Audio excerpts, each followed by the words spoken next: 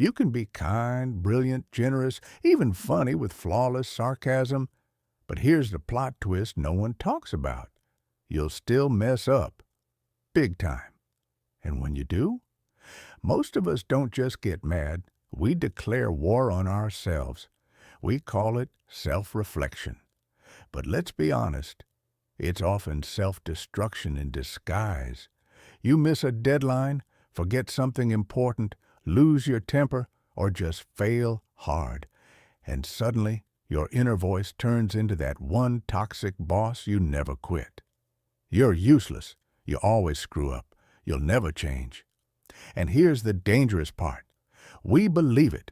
We don't just hear it. We wear it, like a second skin. Now think about this. How easily do we say I love you to others? But saying I love myself? That feels illegal in some social circles. Try it, out loud. Your brain might roll its eyes at you, but here's where the shift begins. And it's a game changer. In Buddhist practice, the first step of spreading love isn't about hugging strangers or forgiving your enemies. It starts with you. Self-love is not a trend, it's a prerequisite. You can't pour from an empty emotional teacup. So why don't we do it? Why do we treat ourselves like a mistake factory?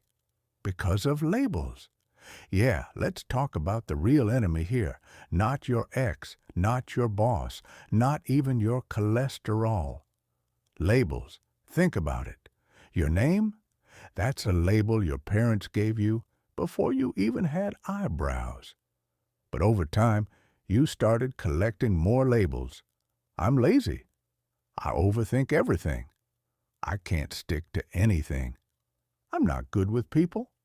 I always screw things up. At some point, those labels didn't just describe you, they became you. You didn't fail that one exam. You became a failure. You weren't just tired, you became lazy. One breakup? Now you're unlovable. But here's the truth that'll crack that shell wide open. Labels are just opinions dressed as facts. And most of them were stitched together during your worst days, by your worst self. They're not permanent. They're not your DNA. They're just a habit of thought. And habits can be broken. Now here's the second mind twist. Mistakes aren't the enemy. They're receipts. Proof that you tried, that you moved, that you didn't just sit in the bleachers of life binge-watching other people live.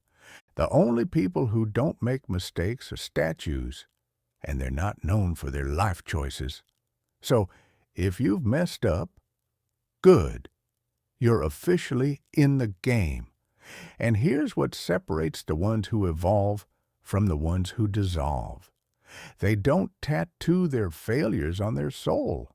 They treat every mistake like a lab experiment.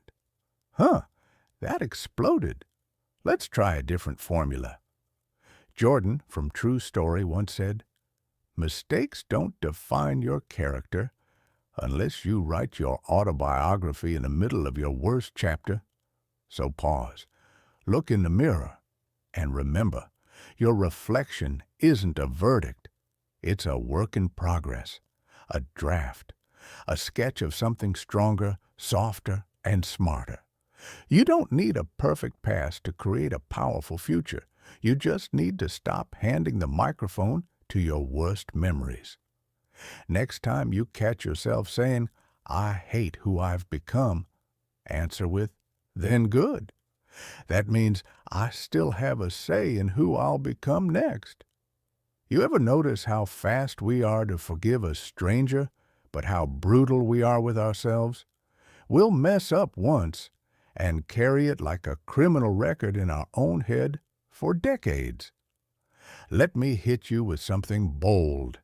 Mistakes don't define your character unless you let them rent space in your identity. We all know that one voice in our head, the one that doesn't just point out our flaws. It throws a spotlight on them, hands us a microphone, and forces us to perform a live concert of shame. But here's where it gets darkly ironic.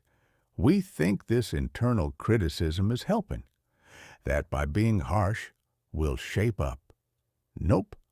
What we're actually doing is building a prison brick by brick with every self-insult and unrealistic standard. And here's the twisted truth. Criticism isn't just poison when it's aimed at others. It's nuclear when it's aimed at yourself. Now, don't confuse this with constructive feedback. That's useful.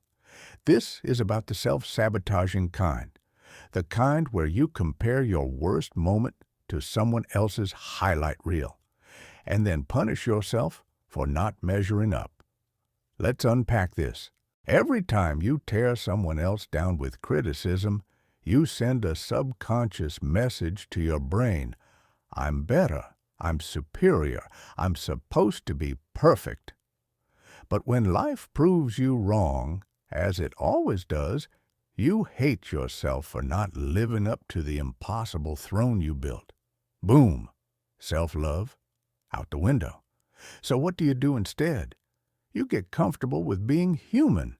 And that means embracing the one thing we've been trained to hide like it's a crime.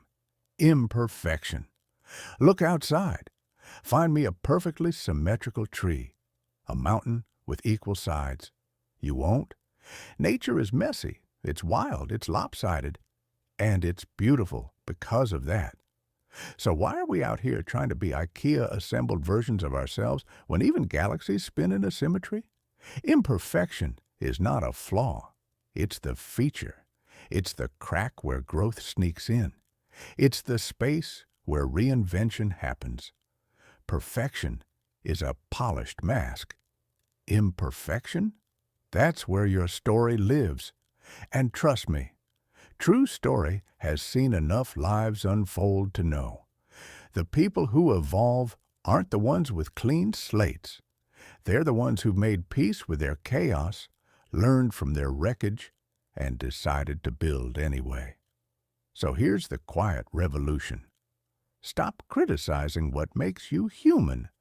Start embracing the parts of you that don't fit neatly into labels.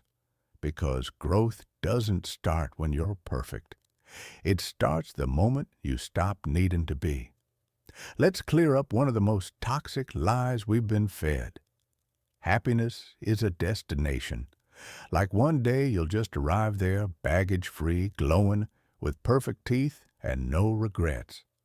Yeah, no, that's a myth built on Instagram quotes and microwave success gurus. The truth? Happiness is a moving target. Success is a moving train. And the only ticket to ride is progress, not perfection. Here's the twist people don't talk about. Even the most together people are walking bundles of imperfection. The only difference?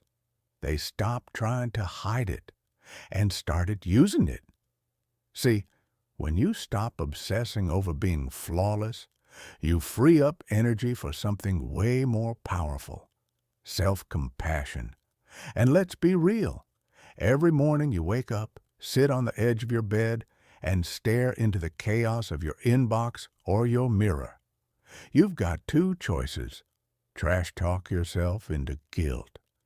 Or quietly decide, yeah, I messed up yesterday, but I'm not giving up on me. That right there is self-love in its rawest form. Now here's the part that'll sting a little, but in a good way. Selfishness isn't loving yourself. Selfishness is demanding perfection from yourself, and then throwing a tantrum when you don't meet your impossible standards. Sound familiar? We punish ourselves with expectations we'd never dump on a friend. We say things to our own reflection we wouldn't dare say out loud, and then we wonder why our self-worth is cracking. But the plot twist? The minute you accept that you're a work in progress, flaws, weird habits, guilty Netflix binges and all, you unlock the ability to evolve. Not because you hate who you are, but because you actually like yourself enough to keep growing. So no, loving yourself isn't narcissistic. It's strategic. It's the cheat code to becoming better, not bitter. When you drop the obsession with perfection, you pick up something way more useful: freedom. And that's when the real story begins.